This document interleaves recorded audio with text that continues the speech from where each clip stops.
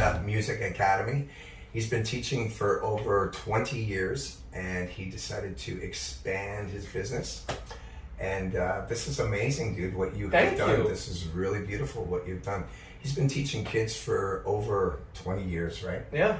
You are probably the best teacher that I've ever seen anybody teach any kids. You are so too kind. No, Thank you're you. so good with kids, and you're good with adults as well. And you just, kids love you, and you've actually got me involved in stuff like that because I played. We did the rock camp. Yeah, we did the rock camp. Yes, Mm-hmm. that's right. So what I want to do is just ask you a couple of questions about your new business here and your new adventure and everything like that. And we'll start off with what you decide to become a teacher in the first place. Like, let's go from the beginning. Yeah, I mean, this started a long time ago. I mean, I was 10 when I started playing the drums. Wow. So, I mean, honestly, I kind of knew when I was that young, this is what I was going to do. Wow. I wasn't one that was made to practice. I didn't have the parents saying, hey, you got to go in there and practice. You know, it was pretty much I just did it. Who brought you your first drum set? Mom and Dad. Yeah, Mom and Dad. And then they hated it. No, actually, well, I have to thank them because actually it was amazing that to have parents that were okay with it. Yeah. Because there were friends that I did have that were not. That's right. I was going to say, not so, I started taking lessons when I was young, and I really always felt like taking lessons with my teachers was something that I wanted other people to experience.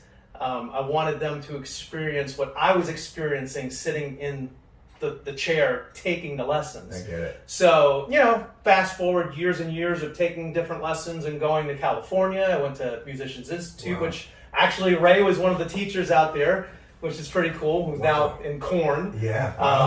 Doing very well. Yes. Yeah. Wow. So, going to that school and seeing the best teachers in the world and getting to experience how they taught, I knew when I was going out there that there was a need for good teaching here in Clearwater. Good. So I really thought that this is probably the direction I was going to go. Right.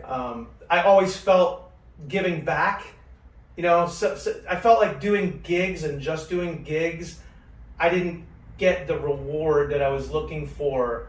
That when I get to see one of these students do something that they didn't think that they could do, that's exciting. What qualities do you have that, that would have, that an excellent teacher would need? Like, what qualities do you think you have that an excellent teacher needs to keep that kid interested in? Patience. Yeah. That's step number one. That's and right. And I have students that are ranging anywhere between 4 years old to 70. How do you keep a 4-year-old's attention?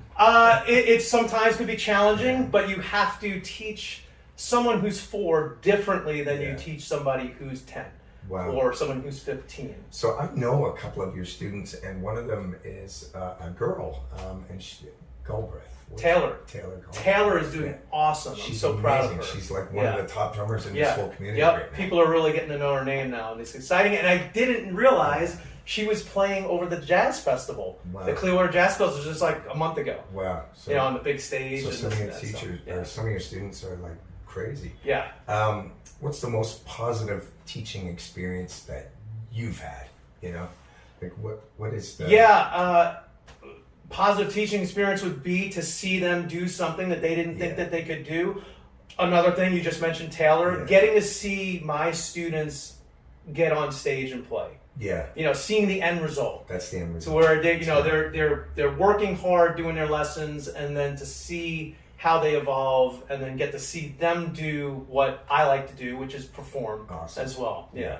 We all like it. I mean, what is it there to like? Yeah, people love it. So how would you encourage your students to and motivate them? Like how do you motivate and encourage your students to keep it up? Because a lot of students, they'll take lessons and they'll you got to make it fun. Yeah, you have to. You can't make it work. I like to incorporate music right away, whether it's like the first lesson, and let's say this kid is 5 years old. I'm just saying kid, it could be an adult. Yeah, right. But literally in the first lesson, even if I can get them to play the We Will Rock You, that's cool. So all of a sudden, it's like they learn the beat, and then I turn the music on, and once I turn the music on, the eyes light up. Yeah. So that gets them motivated to see where it's going instead of just reading completely out of a book. Which books are great. I remember trying to play guitar, and the first thing somebody taught me was "Smoke on the Water," because I think that's. Dun, dun, dun, and how did that feel when you did it? It was great. It was like, right? I got it. I was like, I'm playing a rock song, right? Yeah, exactly. Yeah. Right. So what are some of the changes that you've seen in the teaching? I don't know. Yeah, there's been a big change, actually, and unfortunately with what the world has gone through with coronavirus, there's actually been, if you look for the silver linings, the silver lining with that is online lessons. Yeah, YouTube. So YouTube, or actually just doing a private lesson online, which I was always hesitant about doing. I was thinking about it for maybe a couple years, and then finally I was getting close to maybe doing it, and then backed off, and then coronavirus happened. Now it's like, okay, well, what are you going to do? I wasn't having students in person. Yeah. I had to figure out what I was going to do because I didn't want to just sit and do nothing. I think the best thing is hands-on, right? Yeah. Best thing is hands-on. YouTube is good for some stuff. It's for you to interact with your students hands-on is like the best. It's surprising. Actually, that's why I kind of hesitated about doing it, but I figured out a way of sending sheet music to my drum students via email, so that they can open these links and play along with these drum rhythms that they're going to learn to particular songs or whatever it is.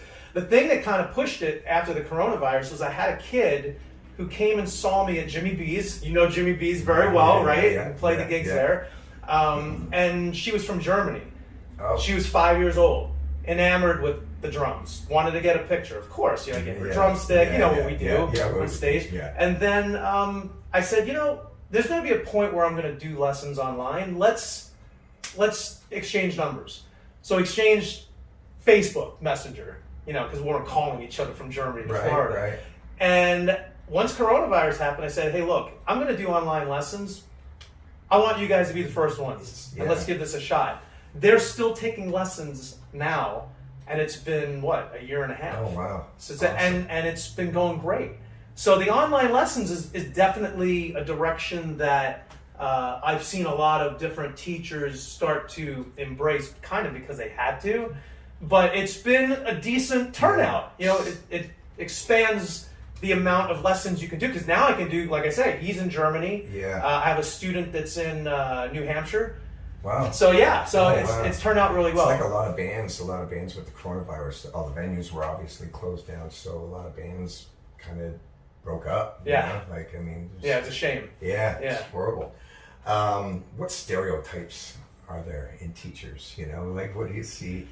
What's the typical stereotype? So the one that I don't like, if we go, because stereotype is kind of negative. Think about negative thing. Right. The one that I don't like is that teachers teach and players play. So in other words, the teacher is kind of like, they might not perform very well. So that's why when I play with you guys or I play with any bands in the area, I really make sure that I know my stuff. You do, and so, you've done that. You've done your due diligence and your homework. I always try to do that. You've even called me up on the phone and say, how does that one part go? Exactly. You're awesome at that. Yeah. So I would say that that's a stereotypical type of thing that, there's always going to be truth somewhere, but for the most part, I know some really great, there's a guy who teaches here, Phil Magalanis. In here? Yeah, and he teaches guitar, and not only is he a good teacher, but playing-wise, he's played with Al Di Meola, he's played with Engelbert Humperdinck, so obviously that whole teacher thing about you teach but you can't play is right. This probably goes back to another question about what's the best part about being a teacher, for you. I guess that's kind of like the same question I asked you. But you can go a different direction. I just love it. Yeah, I love it. I've loved it ever since I've done it. I love making a living doing it.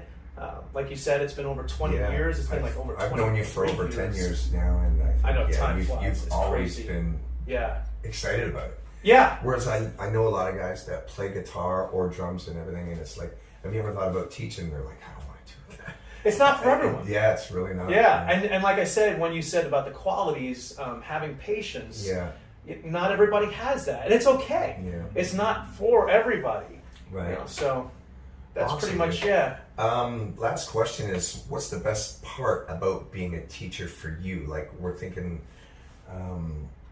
what have you done that has so much, I guess, helped everybody that you've taught? It goes beyond teaching for me.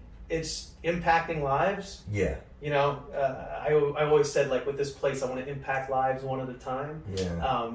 You know, having, to me, it, besides just seeing the student evolve and be able to play on stage and get great at what they're doing. Yeah. To me, probably one of the coolest things is that I've been doing it for so long, and I'm really dating myself now, but like having a kid who is 4 years old that now has graduated college. Right. But the cool thing is they get in touch. Like all of a they stay in sudden, touch with you, yeah. Like I'll stay in touch with people. Like I'm going to this particular student of mine. He was a student of mine for like 8 years. He toured in New York City.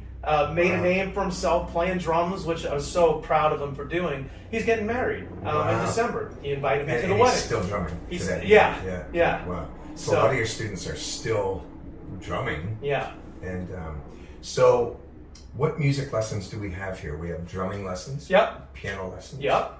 Vocal lessons. We're looking for a vocal teacher, but have vocal that's going to be here too.